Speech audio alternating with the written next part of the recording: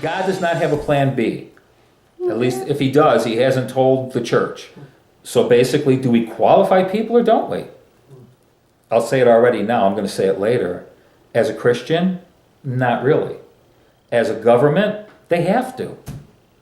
They have to. And we're going to talk about what I consider anyway, why. Now, in your case, you're talking about, so if somebody has nothing to offer, right, so it still is the desire to take somebody from where they are and offer them something so they have a life that we believe anyway in America is consistent with a good life kind of. It's not exactly a handout. And those are complicated issues when it comes to government.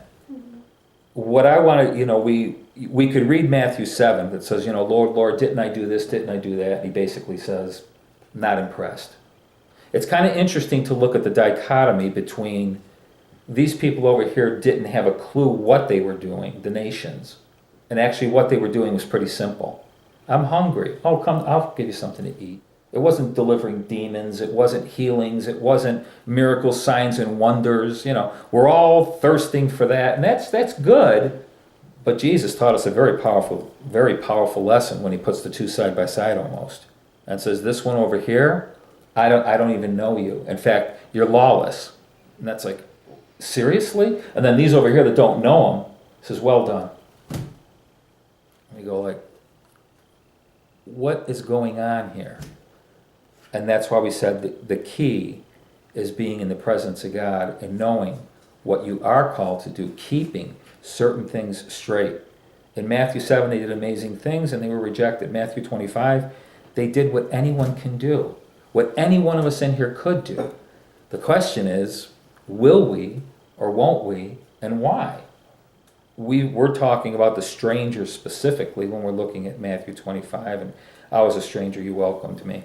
But there is judgment, and I'm going to use the word evaluation. There's some kind of an evaluation process that Jesus is talking about. But when you read through how he starts to, at the end of Matthew 24, when he's talking about end times, he talks about faithful and wise servants and evil servants, and then he goes into the virgins, wise and foolish virgins, and he's kind of showing us not just end times, it exists all the time, but in end times, I think he's showing us how some of this stuff unravels, and wisdom and faithfulness seem to be, key words. By the time he gets to the evaluation of the nations, they don't know what's going on. But parable of the talents is in there, the wise and foolish. They did know. They had their commissioning, and they didn't answer it. That's concerning for us in this room, for anybody who calls themselves a Christian in America or in the world, that there has been a commissioning that we haven't answered. That's kind of concerning. And I think that's sort of what Jesus might be on about a little bit. So I want to just get into what the criteria is, because he is dividing.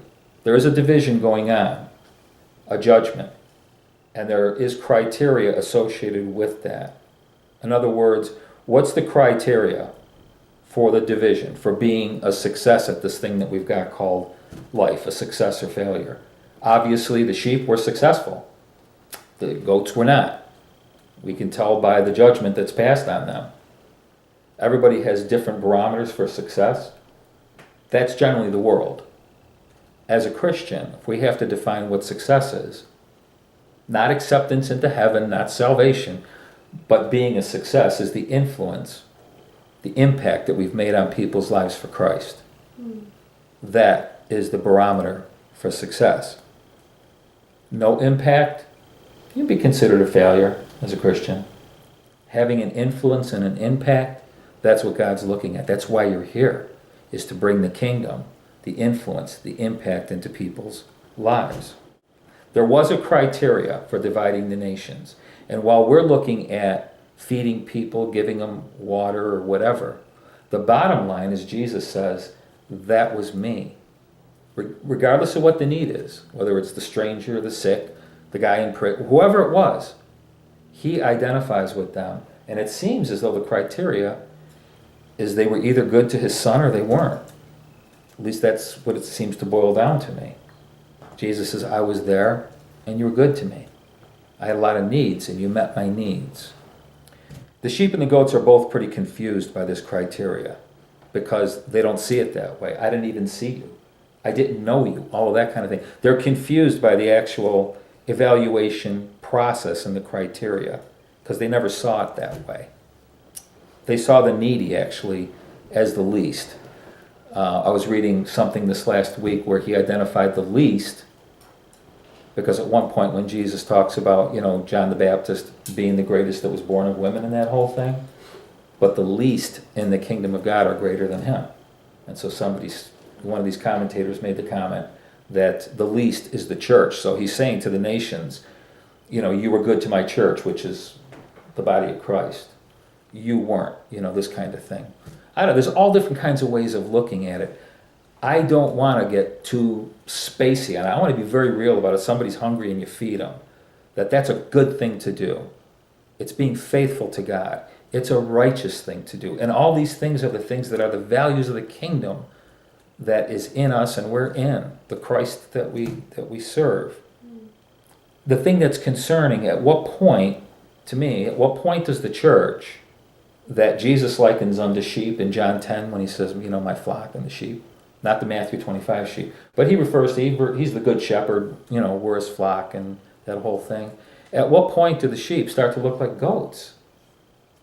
This is concerning to me. For whatever reason, the sheep are not being sheep. They've got a good shepherd that they're not following, that they're not listening to.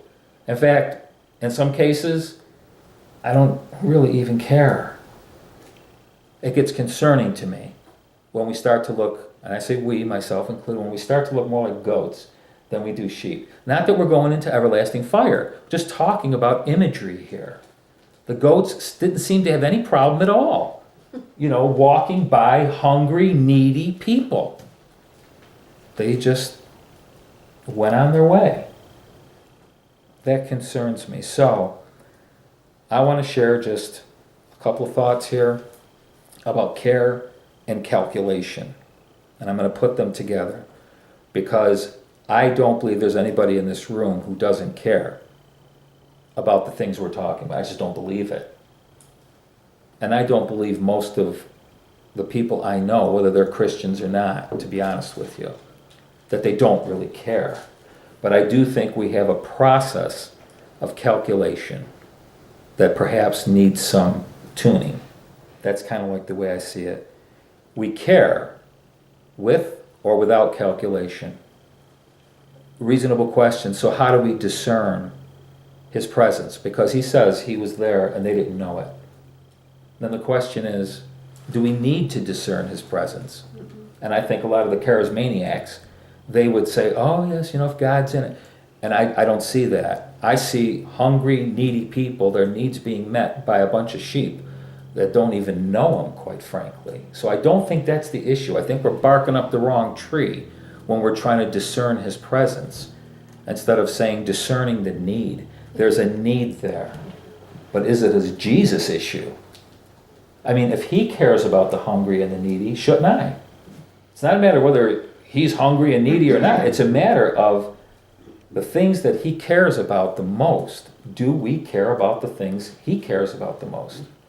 And our responses to the things he cares about the most, the hurting and the needy, is something wrong with our calculation system. Because like I say, I really don't believe that people don't care, but I think they look at something other than what they should be looking at. Our calculation is a little bit off. I mean, some people would say, well, you got to count the costs. Jesus said count the costs, didn't he? About discipleship, not about the needy. He never once insinuates that if there's a need, we shouldn't respond. When he talks about counting the cost and calculation, he's talking about discipleship. And probably most of the church really should count the costs of what discipleship is really about and becoming like Jesus. Actually becoming who you actually are.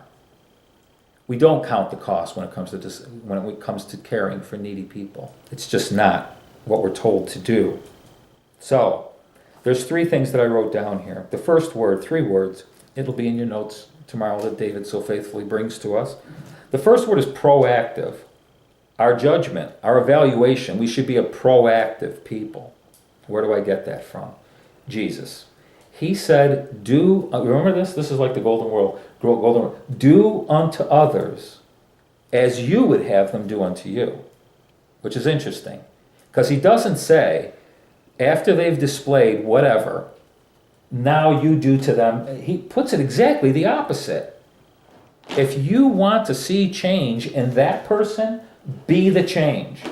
You take a proactive stance. You don't wait. You go after it. You do unto others. You take the first step. You don't wait. I think that there's been a lot of missed opportunities that I think we'd all agree with, where we've just evaluated way too much. Our evaluation of a situation, the person, all kinds of stuff, we're missing out on opportunities because our brain kicks in and says, oh, but yeah, oh, yeah, oh. You know, we go right down the line of finessing the whole thing out to the point where it's over. We had an opportunity, we missed it. We went way too much on if that and if that, if this and if that kind of thing. And we get caught up in like a spiritual hyperbole is what I wrote here. Let me give you a working example. And it's something that we're all so familiar with, but we may not see it that way. There's a guy who gets mugged. This is a parable of Jesus. And he's laying there half dead. And a Levite and a priest walk by. They make a judgment call. They evaluate the situation. We don't know what we are not told what they were thinking, but we do know what they did. They walked by. Now, whether they were thinking, I'll get mugged, my religion says I shouldn't touch them, what if they're just faking it and they get up and they slice my throat? You know, we don't know, but we do know what they did. They kept walking. And the Samaritan, we don't see any calculation or evaluation. What we see is a proactive. If that were me on the side of the road, and actually the Samaritan knew what it was like to be on the side of the road because of the way Samaritans were treated at that time, I know that. I can identify with that. And I'm going to take action. I'm going to be proactive. We know the parable and the Good Samaritan. We could go to James 2. We could go to Matthew 5. Basically, where Jesus taught his disciples to give to those who ask.